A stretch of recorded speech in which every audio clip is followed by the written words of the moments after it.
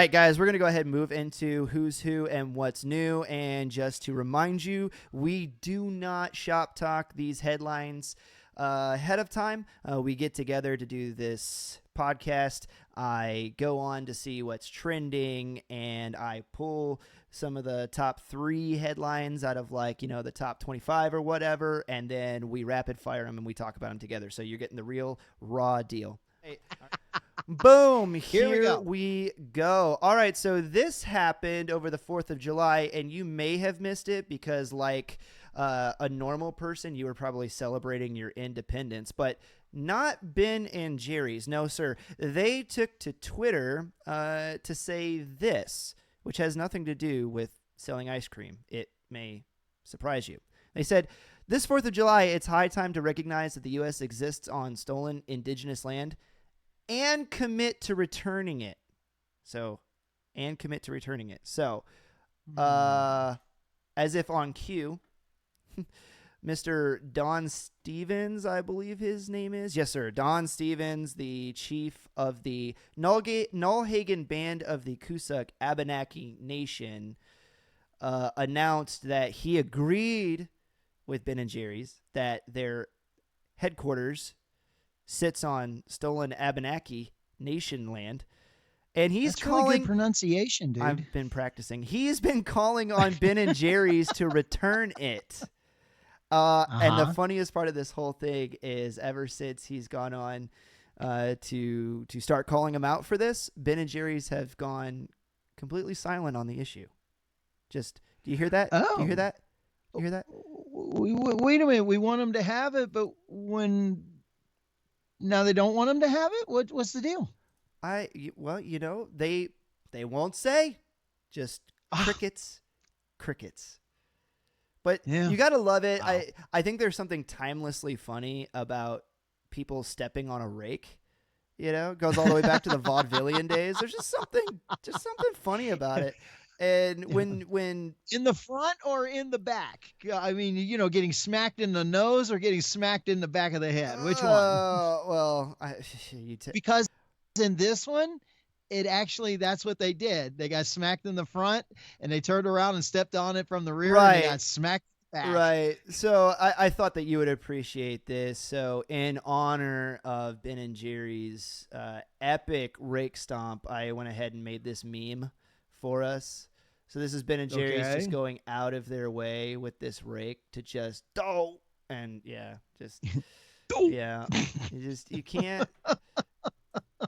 can't make it up, man. You can't make this stuff up. Yeah, you can't. So we're out on a band trip one time, right? And I've been eyeballing Ben & Jerry's, and I wanted some ice cream really bad. I can't even remember where we were. I do have a soft spot for ice cream. We're in a gas station, and we just filled the bus up with gas, and go over. And it's like, oh, you know what? I'm driving through the middle of the night, and I need something to keep me awake. Oh man, a little pint of ice cream. This is going to be great. I reach in, and it's like, oh, you know what? The place was just stacked with Ben & Jerry's.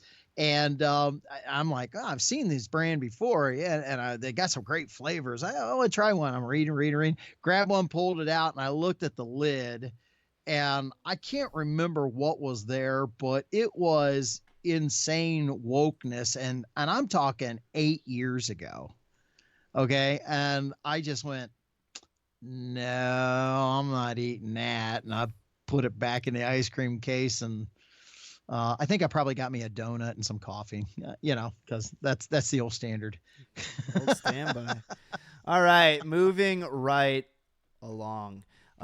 So here, hundreds defy Paris protest ban a week after the riots. So we covered the French riots in a prior episode, over $1 billion worth of damage. Well, throughout the riots, there had been my understanding, a left-wing political group.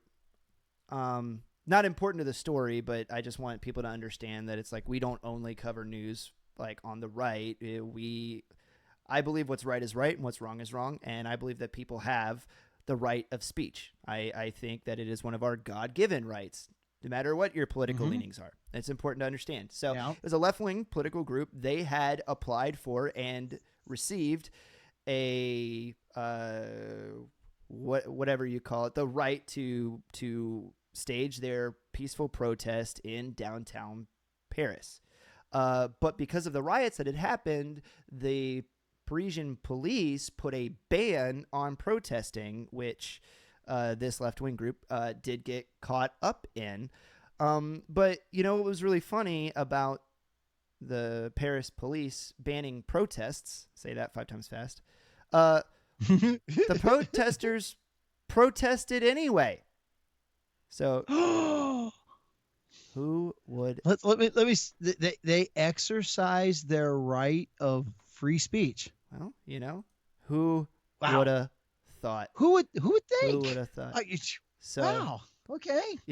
and I think it's also important to point out that we as Americans should be paying attention to this, because this kind of stuff is right around the corner from coming here. When you go out and you cause property damage and you riot and cause chaos, then government comes in to say, hey, we want to return things to a status quo, and then everybody gets their rights squashed. Right? Yes. Correct? Look, in kindergarten, the one kid, you're allowed to chew gum in class as long as nobody blows bubbles and you can't see it. And the first kid that does it, and the teacher goes, that's it, everybody, hand in your Gosh, dang it, Carl. gum. Right? This is an age-old principle. It goes across the board. Everybody has to do it if you're going to be fair. Right. But that's the thing. Are they enforcing?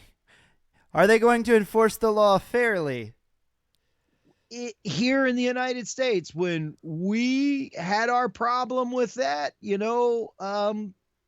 it became really obvious that there were people who could protest, and they did so very peacefully as the buildings were burning behind the news guys. And then there were the people who couldn't protest, and they weren't allowed to do it. And it didn't matter if they were just walking down the streets carrying the signs, but nobody was doing any Molotov cocktails or any firebombing. Or shooting fireworks at police. Two-stage fireworks and setting cars on fire. Yeah. Strange. Yes. Yeah. All right. Keep your eye on that one. Yep. We're gonna follow it. I'm a pretty big free speech absolutist, and it is very important to me. I think it should be important to you guys as well. All right, moving You right are along. allowed to say what you want to say, even if it's stupid. Yeah. Here we go. All right. So I thought that this would really interest you, and it interested me to find it. Wiped out in the blink of an eye, archaeologist claims that he has found the biblical city of Sodom.